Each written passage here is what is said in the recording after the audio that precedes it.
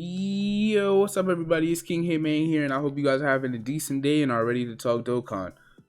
Hopefully, I can. Well, yeah, I'm just gonna lower my voice. This is more of a chill video. I hope you guys are listening. I hope you guys enjoy, like, and sub for more. Now, with that being said, this is my first time doing a tier list, so let me know what you guys think down below. I did this tier list based off of units that have dropped in the year 2020, Dokkanfest exclusives that have dropped in the year 2020. Now, hopefully you guys are watching this in 2021, you looking back at it like, yeah, maybe, maybe not, maybe, let me know. But let's get right into it. Now in tier list A, which is, it's funny that it's A, this is the lowest tier. I have Kaioken Blue Goku. Now you guys know what he brings to the table. He has an amazing Linc set. His active skill, if you can get it, is exceptional. His leader skill is actually pretty good. His super attack effect, I mean, bland, but his job is to hit hard at the end of the day, so it's useful for what he is. Now, with that being said, the reason I put him in the lowest possible tier is because he has the lowest starting attack and defense at the start of turn. And then on top of that, you have to get him hit. I always hate that about this guy. He has no way to protect himself from damage without using items. So he takes the most damage. He has the lowest probably attack stat most turns, turn 1. And then on top of that, his active skill restriction is very annoying. It's frustrating. You have to use him on that Universal Survival Saga team or any variation of it being reps of U7. Now, his Linc set, exceptional. Categories, exceptional.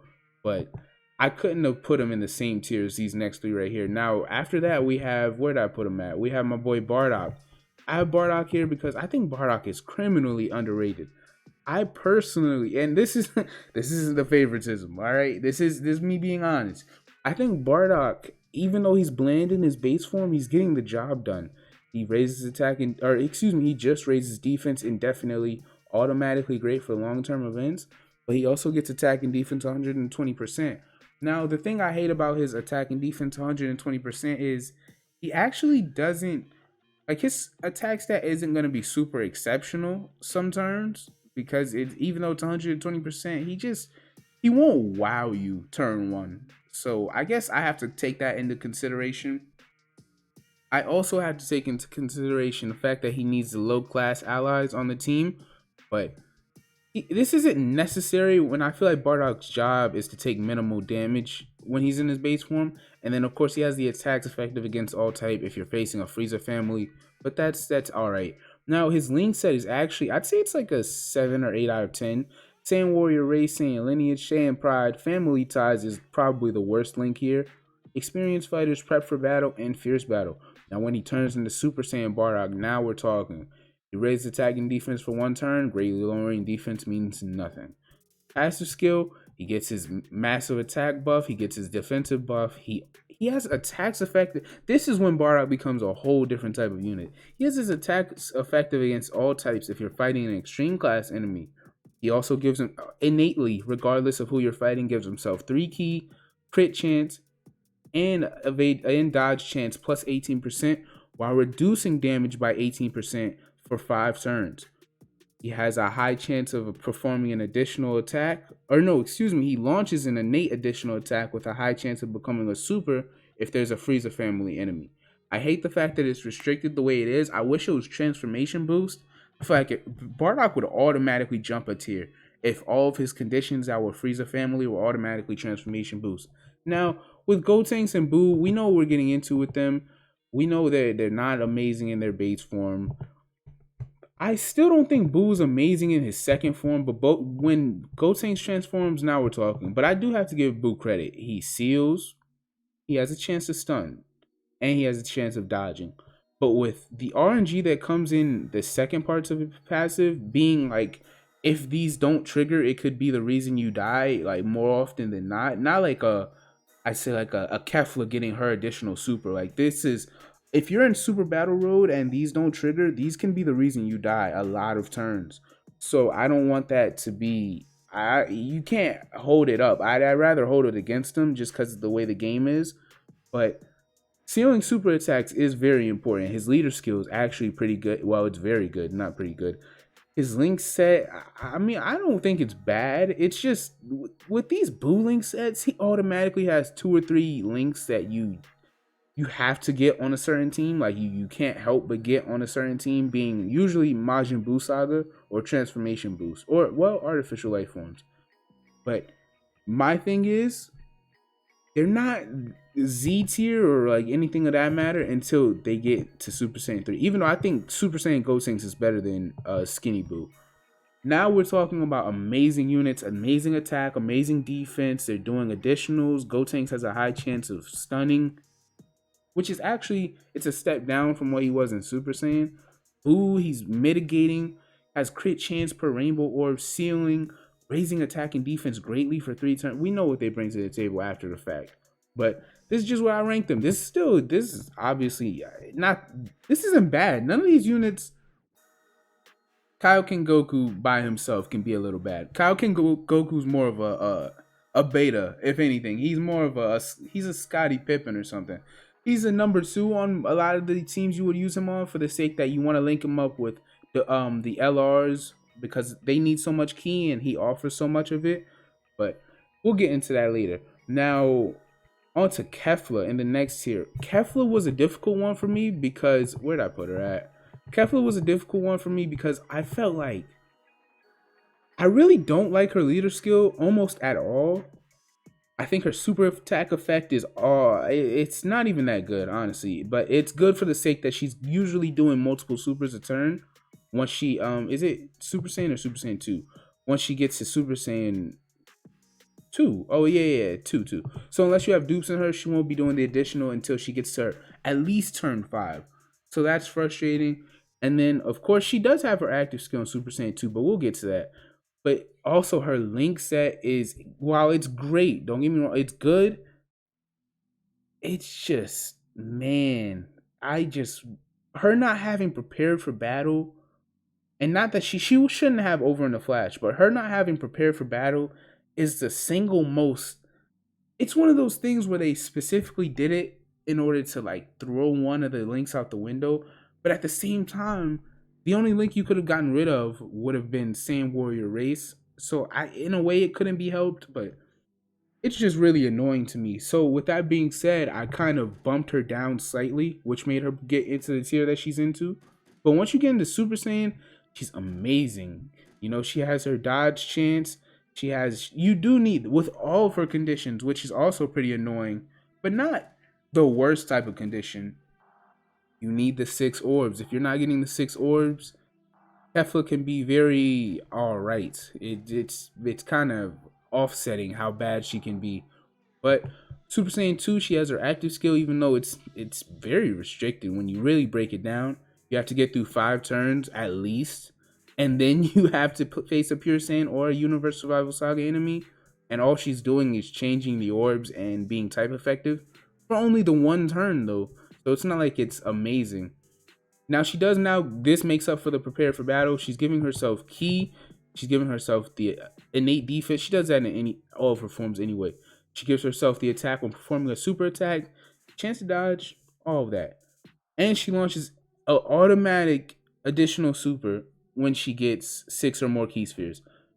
This is when I was like, man, when Kefla's like this, she's in that next tier, but before that, and her categories are very exceptional. She has a high amount of categories, but before that, it's just like I feel like you have to cater to her a good amount, and I didn't like that. Now Janemba and Pikkon are the new, like I didn't really know where I wanted to put them at, so it's weird ranking them since they're so new, but I guess I have to go from somewhere. Now Pikkon's leader skill, Connected Hopes, the category is alright. I don't love it, man. I think it's decent, but his super class 3 ki 130, that is a good leader skill. Now 120 in itself is decent, but once you jump into the category, like the low tier category range of leader skills, that 10% it's a different tier. Honestly, it is.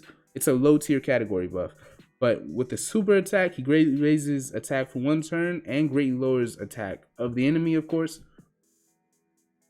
And alright, hear me out. Now, with Pikkon's unit super attack, you have to have a Goku Angel or Vegeta Angel, which you're gonna usually run with him.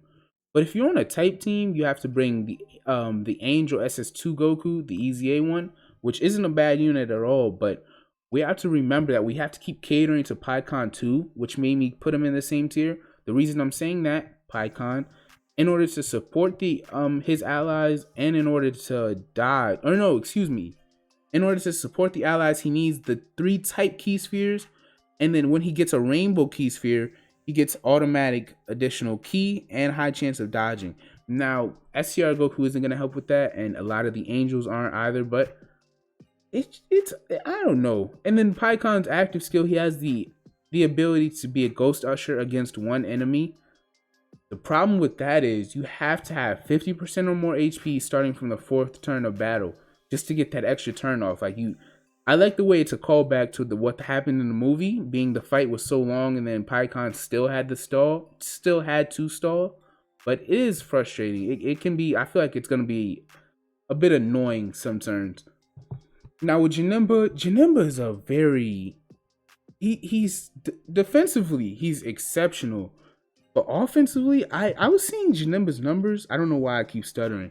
I was seeing Janemba, his numbers, and I wasn't super impressed for a unit that gets 180%, or in this form, 150% attacking defense. He doesn't have type advantage like that of a PyCon.